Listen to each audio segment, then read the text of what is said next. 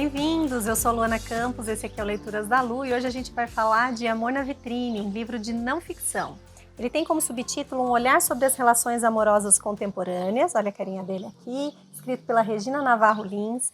É um livro super contemporâneo, ele foi publicado pela primeira vez no ano passado, então bem recente, saiu do forno agora, então eu trouxe para vocês para discutir um pouquinho desse assunto. A Regina ela vai trazer como o principal ponto desse livro aqui é que o amor é uma construção social na visão dela. Então ele se transforma, ele evolui no tempo. Então ela vai nos mostrar como se fosse uma grande vitrine, né, da história da humanidade, da evolução do tema do amor, enquanto a gente também evoluiu como espécie. A Regina ela é uma psicanalista com mais de 40 anos de experiência de consultório, então tratou esse tema com muitas pessoas de formas muito diferentes. Ela também é escritora, ela publicou mais de 12 livros, entre eles A Cama na Varanda, Livro do Amor, Novas Formas de Amar, que são livros também bastante conhecidos nessa área. E então ela vai fazer um grande apanhado, muitos estudos em relação a esses temas, para trazer aqui nesse livro. Então, assim, tem muitas referências, é bem bacana nesse sentido, porque a gente vai vendo gente bastante importante, nomes bastante conhecidos, tratando desse tema ao longo de todo o livro. Então, ela vai nos dizer que, num primeiro momento, lá na pré-história, a gente tinha quase que um culto à fecundidade, porque não se sabia que os homens participavam da procriação. Achava-se que isso era uma dádiva do feminino. Uma outra coisa também que era muito comum das relações amorosas naquele momento é que não existia a questão da monogamia, as pessoas tinham diversos parceiros ao longo do tempo e também eram relações igualitárias, né, entre pessoas que se viam como iguais, não tinha uma supremacia de homens ou de mulheres.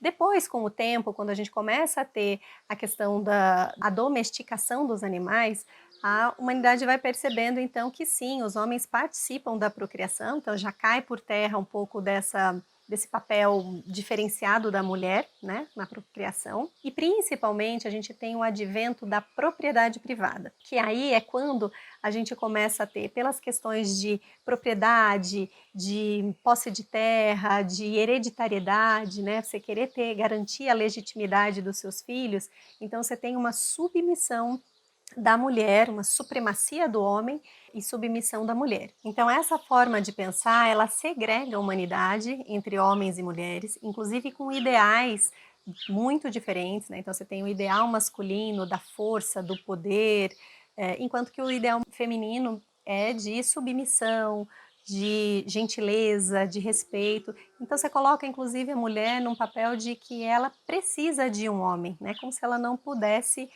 viver a sua vida, se proteger sem o papel masculino. Então o homem ele vira um grande déspota nesse papel e foi um período, né, esse tipo de pensamento foi o que mais perdurou na nossa história da humanidade.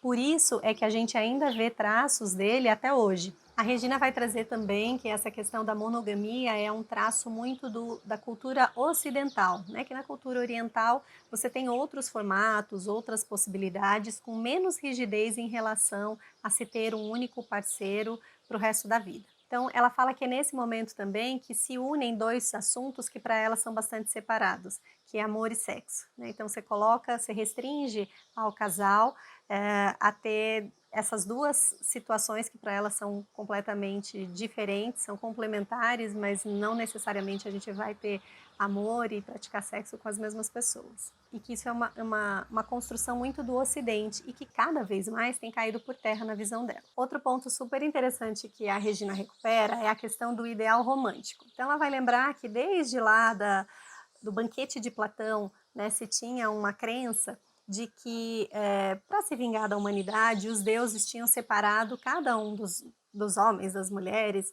em duas pessoas, né? Então que a gente vive uma eterna busca pela nossa metade, né? Por aquela pessoa que nos completa perfeitamente. Que isso depois também é recuperado quando a gente começa a ter o amor cortês, né? Aquele amor exacerbado, como se eu achasse, né, aquela história da tampa da panela, né, e que só aquela pessoa me completa e pode me fazer feliz, somente ao lado dela eu vou conseguir encontrar felicidade. Mas você teve um longo tempo aí que, muito por conta do preservar a propriedade privada, os casamentos eles eram combinados, né, ou tratados entre famílias, e muito mais com esse olhar de preservar ou crescer a propriedade privada. É só depois dos anos de 1940, principalmente com o advento do cinema, que a gente começa a ter essa possibilidade do casamento por amor. Então, dos parceiros se escolherem para viverem a vida. Então, assim, gente, é muito recente, né? Se a gente pensar na história da humanidade, foi por muito tempo essa questão do patriarcalismo, né?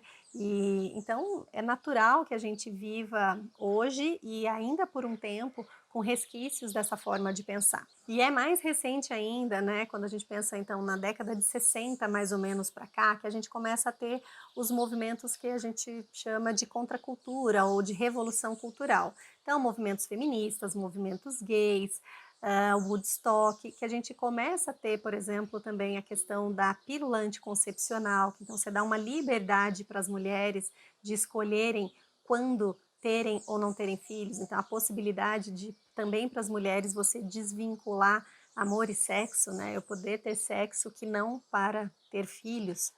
Então é a partir daí que você começa a ter uma abertura um pouco maior para discutir outras formas de amar. Também nesse processo você começa a ver também as mulheres adquirindo a sua independência financeira, entrando no mercado de trabalho. Então você vai tendo novas configurações da sociedade que vão nos impulsionando a pensar os nossos padrões, os nossos preconceitos, as nossas formas tão estabelecidas que foram tratadas como naturais, como normais, serem questionadas, né?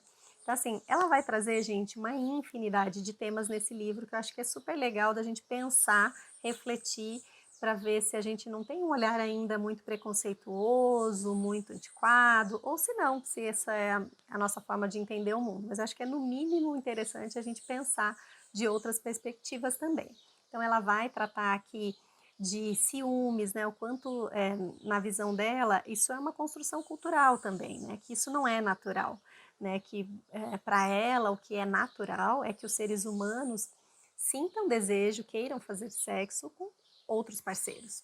Para ela esse é o natural. E que a gente fica preso nessa questão monogâmica, né, cultural, que nos é imposta principalmente no mundo ocidental, e que é origem aí do grande número de separações, por exemplo, né, a questão do ciúme, da traição. Ela fala que é o principal tópico que ela trata nos consultórios hoje do fim dos relacionamentos. Que talvez se a gente pensasse sobre outros formatos, outras possibilidades, a gente pudesse seguir um pouco mais em frente. Outro tema que ela discute ao longo do livro, que eu acho bem legal, é a questão da solidão, né, do ficar sozinho. Ela fala que desde quando somos crianças, né, a gente tem uma busca, assim, por pertencer, que é uma dicotomia do próprio ser humano. A gente quer pertencer, quer estar junto das pessoas que a gente ama, mas a gente também quer ter liberdade.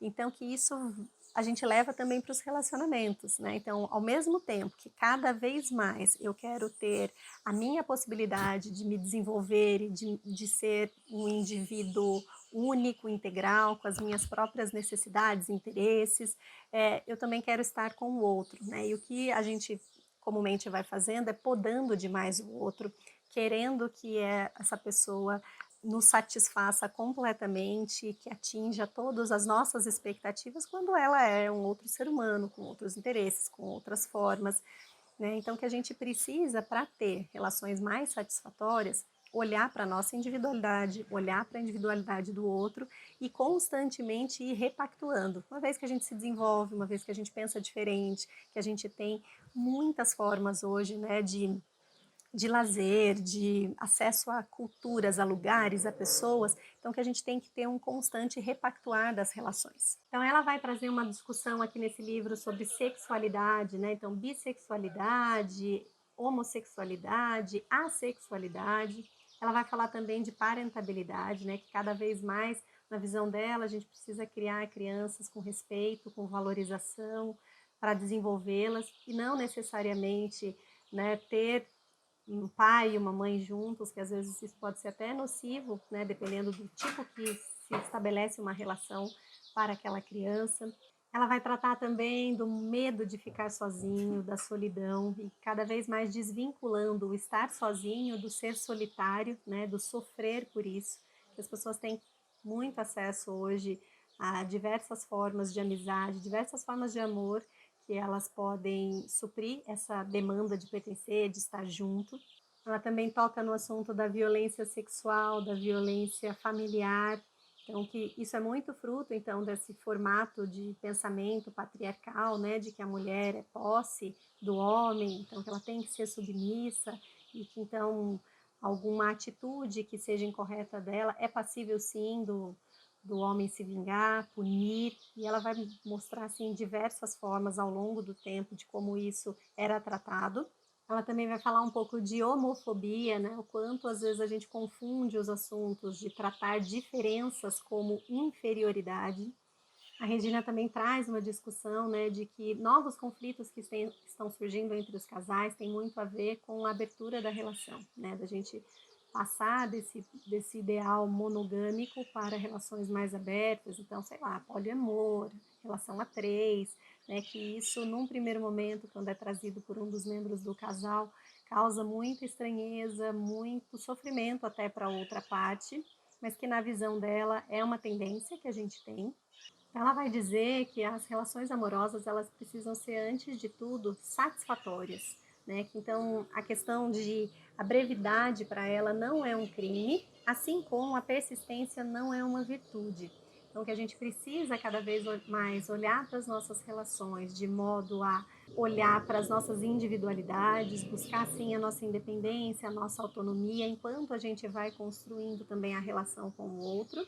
As relações, na visão dela, vão ser cada vez mais fluidas, que a gente tende a superar as dicotomias, ou é homem ou é mulher, ou é casado ou é solteiro, e que a gente então tende a descobrir muitas possibilidades entre esses dois extremos. Então esse é um livro que com certeza traz muitas reflexões para a gente sobre como é que a gente pensa o amor, como a gente está construindo as nossas relações amorosas, sobre moralismo, sobre preconceitos. Então, no mínimo, gerar reflexão.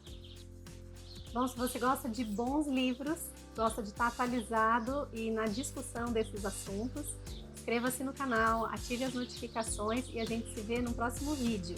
Até mais!